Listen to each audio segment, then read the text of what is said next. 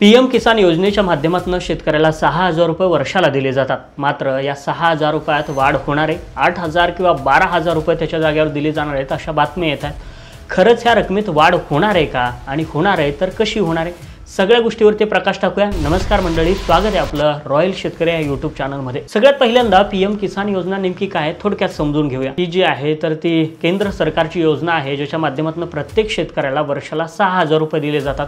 2-2 हजाराचे 3 हप्ते एका वर्षात दिले जातात, जे की 4-4 महिन्याच्या अंतराच्या गॅपाने असतात आणि अशा पद्धतीने 6,000 रुपये शेतकऱ्याला दिले जातात। मात्र या रकमेत आता वाढ होणार आहे अशा पद्धतीच्या बातम्या सोशल मीडियावरती फिरत आहेत। या बातम्यात खरंच तथ्य आहे का? तर पीएम किसान योजनेच्या माध्यमातून लोकसभेत सुद्धा हा प्रश्न उपस्थित केला गेला होता की 6,000 ऐवजी 8 किंवा 12,000 रुपये दिले जाणार आहेत का? तर या सगळ्या गोष्टीला उत्तर देत असताना केंद्रीय कृषी राज्यमंत्री जे आहेत रामनाथ ठाकूर यांनी उत्तर दिले। तर रामनाथ ठाकूर यांनी जे लेखी सांगितले त्याच्यात लिहिले की presently there is a no proposal under consideration to increase the benefit amount under the PM Kisan. PM Kisan योजनेच्या माध्यमातून कसल्याही पद्धतीने जे काही पैसे आहेत, धनराशी जी दिली जाते तर ती वाढवण्याचा सध्या तरी काही विचार नाही अशा पद्धतीने या संदर्भात उत्तर आले। म्हणजे जे पीएम किसान योजनेचे 6,000 रुपये शेतकऱ्यांना मिळतात ते तसेच मिळणार आहेत, त्याच्यात सध्या तरी कसलीही वाढ होणार नाही, 8 किंवा 12,000 रुपये मिळणार नाहीत। शेतकरी बांधवांनो, पीएम किसान योजनेच्या माध्यमातून आणखी काही महत्त्वाच्या गोष्टी आहेत ज्या शेतकरी बांधवांना काळजी सुद्धा घेणं गरजेचं आहे। आतापर्यंत विचार करायचा झाला तर 2019 पासून ही योजना चालू झाली आणि आता 2024 चालू आहे। आतापर्यंत 18 हप्ते शेतकऱ्यांना या सगळ्या गोष्टीच्या संदर्भातले मिळालेले आहेत आणि प्रत्येक वर्षी 6,000 रुपये अशा पद्धतीने शेतकऱ्यांना सन्मान निधी मिळतो आहे। जर विचार करायचा झाला तर भारतामध्ये आतापर्यंत 3,46,000 करोड रुपये या योजनेसाठी वापरले गेलेत किंवा तेवढे शेतकऱ्यांना वाटप झालेत।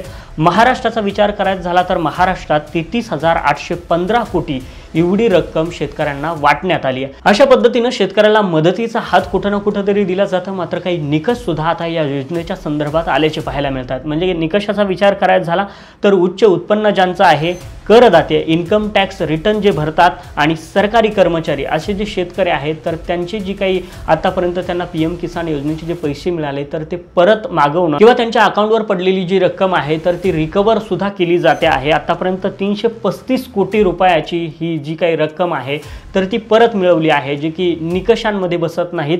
जास्त उत्पन्न, इन्कम टॅक्स भरणारे शेतकरी आणि सरकारी कर्मचारी असणारा शेतकरी। शेतकरी मित्रांनो, पीएम किसान जी योजना आहे तर या योजनेचा अर्ज करणं अगदी सोपं आहे। तुम्ही सहज जाऊन वेबसाईटवरती पीएम किसान या पोर्टलवरती गेल्यानंतर तिथं नवीन रजिस्ट्रेशन करू शकता आणि या योजनेसाठी अर्ज दाखल करू शकता। याची सविस्तर प्रक्रिया जर तुम्हाला वाटत असेल सांगावी तर त्याच्यावर एखादा सविस्तर व्हिडिओ बनवू, पण त्या पीएम किसानच्या पोर्टलवर जाऊन तुम्ही या योजनेसाठी रजिस्ट्रेशन करू शकता। तुम्ही भरलेला जो फॉर्म आहे त्याची पडताळणी होईल आणि पडताळणीनंतर या योजनेचा लाभ सुद्धा तुम्हाला घेता येऊ शकतो। शेतकरी मित्रांनो, तुम्हाला वर्षाला 6,000 रुपये पीएम किसान योजनेचे मिळत असतील तरी सुद्धा काही गोष्टीची काळजी घेणं गरजेचं आहे, कारण बऱ्याच शेतकऱ्यांनी या गोष्टीची काळजी घेतली नाही असा आकडा सुद्धा समोर येतोय। एक महत्त्वाची गोष्ट ती म्हणजे बँक आणि जे आधार आहे या दोन गोष्टी लिंक करणं महत्त्वाचं आहे, बंधनकारक आहे। त्यानंतर ई-केवायसी करणं सुद्धा बंधनकारक आहे पीएम किसान योजनेचा जर का लाभ घ्यायचा असेल। आणि तिसरी महत्त्वाची गोष्ट ती म्हणजे भूमी अभिलेखाप्रमाणे जो डेटा आहे तर तो अपडेट करणं गरजेचं आहे। या 3 गोष्टी काळजी घेणं गरजेचं आहे जर तुम्हाला